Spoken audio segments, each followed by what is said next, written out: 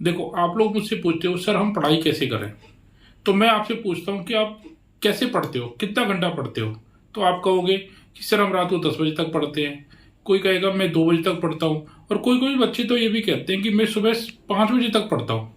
तो मैं आपसे कहता हूँ कि आप जो ये पढ़ रहे हो ये दिखाने से नहीं होगा। आपने कितने घंटे पढ़ाई करी ये इम्पोर्टेंट नहीं है। इम्पोर्टेंट ये है कि आपने उसको कितने कंसंट्रेशन के साथ पढ़ा है। तो इसलिए ऐसा मत दिखाओ कि मैंने कितने घंटे पढ़ाई करी, आप ये दिखाओ कि मैंने कितनी कंसंट्रेशन के साथ पढ़ाई की है। दूसरी बात ये भी है कि आप लोग जब पढ़ने बैठते हो तो बिना प्लानिंग के बैठ जाते हो। आपकी प्लानिंग नहीं है कि मैंने आज क्या पढ़ना है, कैसे पढ़ना है। तो पहले आप प्लानिंग करो, उसके बाद आप पढ़ने बैठो।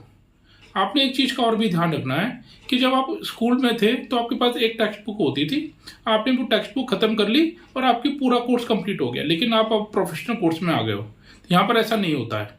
यहाँ पर आपने टॉपिक वाइज पढ़ना पड़ेगा। अपना सिलेबस उठाइए, सिलेबस में जो टॉपिक हैं उनको आप सर्च करिए कौन सी बुक में कहाँ पर ये टॉपिक अच्छी तरह से दे रखा है, और आप उसी बुक में से उस टॉपिक को पढ़िए, तब जाके आपका सिलेबस कंप्लीट होगा। जब आप पढ़ रहे हैं रनिंग नोट्स बनाने की आदत डालिए। आप पढ़ते पढ़ते शॉर्ट नोट्स बनाइए, क्योंकि ये सब आपको आपके एग्जाम के टाइम पे बहुत हेल्प करेंगे। और आपने क्या करना है, आपने ग्रुप डिस्कशन भी करना है, क्योंकि ग्रुप डिस्कशन एक अच्छी टेक्निक हो सकती है आपको सिलेबस को कंप्लीट करने की और समझने की। आपने सिनेरियो बेस्ड स्टडी भी करनी है। सिनेरियो बेस्ड स्टडी का मतलब क्या होता है कि आप सिनेरियो क्रिएट करिए।